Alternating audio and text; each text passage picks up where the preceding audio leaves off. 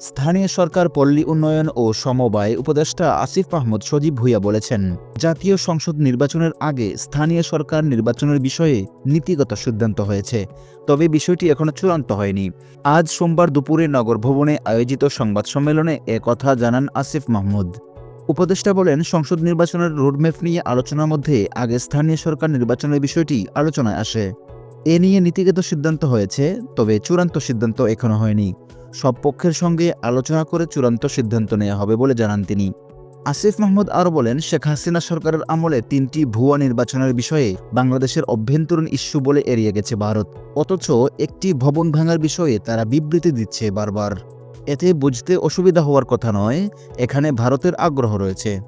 Desk report, ফাইগাম news.